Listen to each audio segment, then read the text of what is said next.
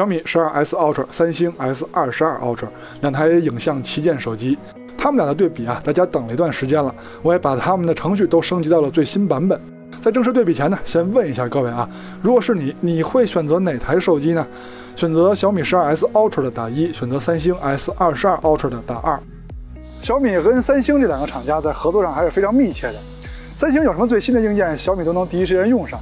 但是这回12S Ultra 的主摄用的是索尼的，那我估计三星可能不太高兴。哎，兄弟，怎么着，哥们儿？听说你要出一个最新的影像旗舰呀？是啊，怎么了？用我最新的2亿像素的感光器呗。你那是好，但是隔壁索尼要出一个1英寸底的感光器，它那个大，我想用它的。别呀，哥们儿，我这多棒啊！人家个头比你大，我这像素高，人家比你大。我这个能输出好几种像素呢，各种像素点排列组合之后，我能输出好几种。人家的比你大，我的便宜，人家的比你大，人家的还是比你大。我后边手机有很多呢，以后再用你的啊。就这样呢，小米最终选择了索尼作为它的供应商。那三星怎么能服气呢？于是就派出了它的最强影像旗舰 S22 Ultra， 到底要看看小米12S Ultra 有什么可厉害的。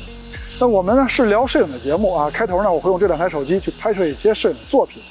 拍的不好啊，抛砖引玉，希望你们也可以参与到摄影中来。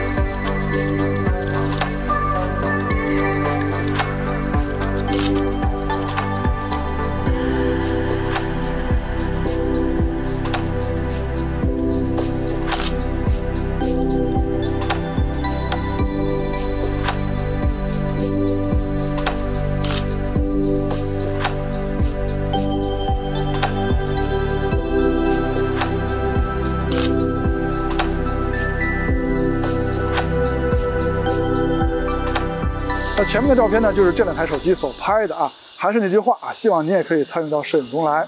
那么欢迎收看 ZPH， 记得点赞加关注支持我们哦，因为这样对我们的帮助非常大。那下面呢，我们就来看看这两台手机，小米12S Ultra 跟三星 S22 Ultra 在影像方面，在光学方面的表现怎么样？小米12S Ultra 后摄是3颗镜头，主摄、超广角，还有一颗5倍的长焦。三星 S22 Ultra 呢，比小米多了一颗镜头啊，它是主摄、超广角，还有3倍的中焦跟10倍的长焦。在前面几期节目中呢，已经详细介绍了小米12S Ultra 的拍摄界面了，那这里呢就不再多赘述了啊。还有就是它自带的2种徕卡拍摄模式以及4款徕卡滤镜，在之前呢也已经介绍的比较多了。在后面的对比中呢，我们就不再聊颜色了啊，因为不管它什么颜色，也改变不了它的光学素质。三星 S22 Ultra 也是老手机了，那拍摄界面也就不用过多介绍了吧。它也有一些滤镜啊，这里呢也就不再多聊了。还是那句话，不管什么颜色、什么滤镜，也不能改变它的光学素质。在后面的对比中呢，我使用简称啊，小米12S Ultra 简称小米，三星 S22 Ultra 简称三星。那好啊，我们先从主摄开始对比。从硬件参数上说呀，最大的区别就是感光器的大小了。小米这次用的是1英寸的感光器，比三星大不少，但是三星那边的原生像素更高。那先看默认模式下的白天样张对比啊，小米这边的颜色更厚实一些。哦，对了，这次系统升级之后，无论是徕卡生动还是徕卡经典，它的颜色都比之前更沉稳了一些。那么中心解析力方面，我感觉小米的解析力更高啊，或者说跟三星比是只强不弱。那边角画质方面呢，也是小米的更好啊。小米的这颗主摄不但感光器更大，它的镜组的光学素质也更好。再看一组对比，颜色方面还是小米这边更厚实啊。中心解析力方面，这回两边是差不多啊，那看来是跟场景有关系，小米也不能一直保持优势。那边角的光学素质依然是小米的主摄更优秀。那下面是高清模式的对比，小米是5000万像素，三星是1亿像素。在解析力方面啊，三星这边的优势还是很明显的。这还没完，三星还有一个1像素的增强模式，在解析力方面的优势是更加明显了。不过呢，这个模式下三星的照片有时候会出现发虚啊、紫边啊这种情况，比如说现在这种，我就专门挑了一张这样的照片啊。不过解析力还是非常恐怖的。再看超广角镜头，硬件参数上优势都在小米这边，感光器是它更大，原生像素是它更高，还有就是视角它更广。虽然说两台手机超广角的等效焦段都写的是13，但是小米呢比13稍微广一点，三星稍微窄一点。那从样片上看，还是小米的色彩更厚重，不管选哪个徕卡模式都是这样。视角差距如图所示啊，这个红边就是三星拍不到的范围。中心解析力方面，两台超广角做的都不错，但是暗部细节小米的有点少。边角画质方面，两边都有下降，但是小米的感光器更大，视角也是它更广，那么这点上呢，小米做的还是更好的。再看一组对比，中心光学素质方面两边还是差不多啊，但是暗部细节还是小米的有点少。边角的光学素质两边下降的差不多，但还是前面说的，小米的感光器更大，视角更广，边角画质它更难把控，那所以这点上小米做得好。小米的超广角也是有高像素模式的啊，4800万像素，解析力方面优势明显。微距方面呢，这两台手机都是超广角拍摄微距最好。小米那边虽然说有一个专门的微距模式啊，但是从成片效果上看，跟三星还是没法抗衡的。对比样片呢都在这儿了啊，差距还是很明显的。再看中长焦的对比啊，小米这边中长焦实际上就一颗镜头，就是一颗5倍的光学镜头，但是硬件参数还不错，感光器也挺大，原生像素挺高。三星呢是2颗镜头，一颗中焦3倍，一颗长焦10倍。先看长焦镜头的对焦效果怎么样，现在是小米的表现啊。之前说过，这颗5倍镜头在近距离拍摄的时候可能会出现乱切镜头的情况，但软件升级之后呢，好像有些改观啊，这次没有发现。现在是三星3倍镜头的对焦效果，三星的中长焦镜头对焦一直不错，现在是它10倍的对焦效果。三星的这2颗中长焦镜头在对焦方面一直都是教科书的存在啊，一直没有出现过失误。对比呢，咱们先从2倍开始对比，这两台手机的2倍呢都是主摄的数码变焦啊，在解析力方面，小米的更好一些。那由于2倍还是很关键的啊，咱们再看一张对比，解析力方面依然是小米的更优秀。那它可能是用主摄的高清模式拍摄之后再裁切的，这点做的比三星好啊。再看3倍的对比，3倍呢，三星就是光学镜头了，小米那边还只能数码变焦。解析力方面，三星的更优秀。这次小米并没有采用融合算法啊，可能他觉得中间清楚四边虚有点不太合适。现在要是5倍的对比，5倍呢，小米就是光学镜头了，三星只能靠3倍镜头的数码变焦了。解析力方面，光学镜头的小米更优秀。再看10倍的对比，10倍呢，三星就是光学镜头了，解析力方面比数码变焦的小米更强啊。但是荷花放大了看好像不是很明显啊，而且我记得小米的10倍也是挺强的。那再对比一组吧，解析力方面依然是光学镜头的三星更好。小米的5倍是有高清模式的4800万像素，那它跟三星的1000万像素的10倍比怎么样呢？还是三星的10倍镜头更优秀啊。人像拍摄这块之前说过，小米这台手机的人像拍摄模式呢有3种玩法，分别是35焦段、50焦段和90焦段。那其中模拟 Fiber 90M 这颗镜头的人像效果我还是很喜欢的。三星的人像拍摄模式里呢也有几种光效可以选择，那基本就是黑白啊，还有人像抠图啊这些，可玩性也挺高，但是没有小米高。不过小米那边也没多高，因为我发现大多时候拍人啊，能想起来用人像模式已经不错了，选完了人像模式就直接拍了。那现在看到的对比呢，就是人像模式直出的效果，两边的效果都不错啊。小米那边的颜色更沉稳一些，那你们更喜欢哪边的效果呢？我可能更倾向小米那边。直出扩张度的表现是很反映手机的计算摄影能力的。那先看第一个场景，先看主摄，小米那边的偏色有点严重啊，但亮部跟暗部的细节呢，两边做的都还不错。那相同场景超广角的表现，小米的颜色正常了一些，不过两边的暗部细节刻画的区别还是很大的。小米那边有点虚啊，三星那边倒实一些，但是噪点多。再看下一个场景，还是先看主摄，小米那边还是有些偏色，三星那边的亮部暗部细节的表现都很好，而且能营造出晃眼的感觉。相同场景超广角的表现两边都不错啊，三星那边的颜色一直很统一，而且能营造出晃眼的感觉，这点我喜欢。再换一个场景，这回主摄的表现小米不偏色了，两边旗鼓相当吧。相同场景超广角的表现，暗部细节三星的更多一些。最后一个场景还是先看主摄，颜色上还是三星的还原更准啊，而且小米那边暗部细节出现了发虚的情况，我就不放大了啊，应该能看出来。相同场景超广角的表现，同样也是暗部细节，小米那边出现了发虚的情况，而三星那边的表现呢很稳定啊。重头戏啊，夜景的对比大家都很关注。先表扬这两台手机都能关闭自动夜景，这点非常好。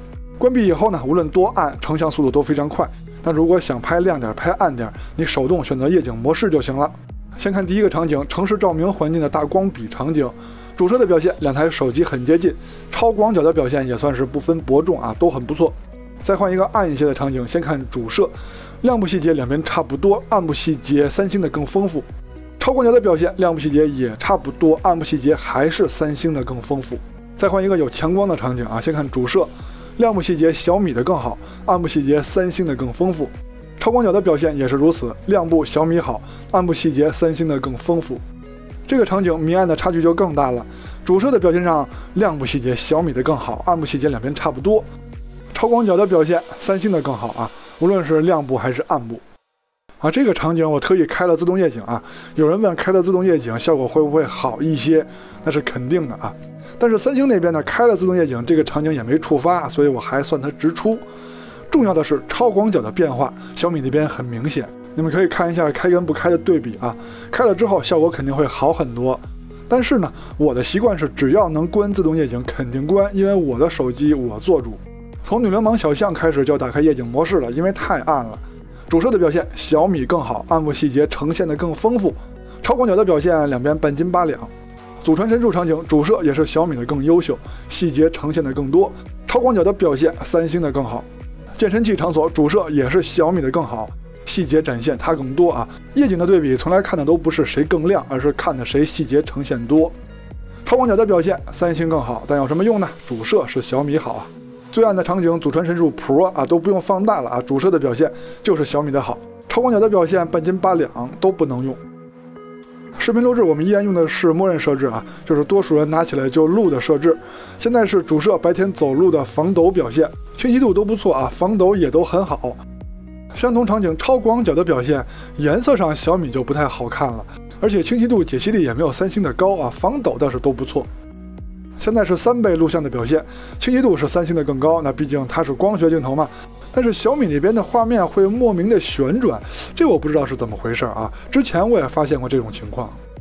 现在是5倍录像的表现啊，解析力小米的更好，因为5倍小米是光学镜头。10倍录像的表现两边都很不错啊，尤其是小米，虽然说它的10倍录像是用5倍镜头拍的，但是它的实际效果呢比较接近三星的10倍光学镜头。夜晚走路防抖表现现在是主摄啊，小米那边看着解析力更高，细节更多，但是它的鬼影实在是太重了。这个场景超广角的表现两边都不怎么样啊，细节都拍不出来，防抖嘛小米更好点。女流氓小象这个非常暗的场景，主摄的表现小米明显强于三星啊，无论是清晰度还是防抖。超广角的表现半斤八两，谁也甭说谁。工业设计方面，小米12S Ultra 看着就是威猛，三星 S22 Ultra 就是方正。机身厚度方面，小米是更厚的，尤其是后摄的凸起，差距更明显啊。那毕竟12S Ultra 用的主摄感光器非常大，那么它的后摄模组体积肯定很厚。重量方面就不用分谁更沉了，反正都挺沉。屏幕都是三星的屏幕，也都不错。处理器小米用的是最新的骁龙8 Plus， 在能效比上比三星的骁龙8要更强一些。那毕竟它是新出的手机嘛。那只不过具体的游戏性能发热跑分啊，这就不是我们节目的重点了。那下面呢，我们就来总结一下这两台手机在影像方面的表现。小米12S Ultra 既然和徕卡合作了，那在影像上一定要很棒才对。这次和三星 S22 Ultra 对比啊，确实能看出它的实力。成像的色彩上，两个徕卡模式都很厚重，我很喜欢。小米12S Ultra 的主摄感光器很大，但依然有很好的光学素质，难得。只是在高像素的解析力上不如三星 S22 Ultra， 超广角的视角小米比三星的广，高像素的解析力呢也是小米的更好，但微距的表现和 S22 Ultra 的差距还挺大。中长焦的表现2倍、5倍 12S Ultra 的更好，3倍、10倍 S22 Ultra 的更好，各有胜负啊。人像的表现，我个人更喜欢小米12S Ultra 的风格。直出宽容度，小米 12S Ultra 没有三星 S22 Ultra 的稳健，那这点说明在计算摄影上，小米还得再加把劲。夜景的表现，由于主摄硬件的优势小米 12S Ultra 的表现更棒，优势主要体现在极暗环境下的效果上。录像的表现两边都很优秀，但暗光下的录像还是小米 12S Ultra 的更好。OK， 到结尾了，希望看完上面内容呢，对您在选择方面有所帮助也希望您能支持我们，只要点赞加关注就可以了。我们下期节目再见，拜拜。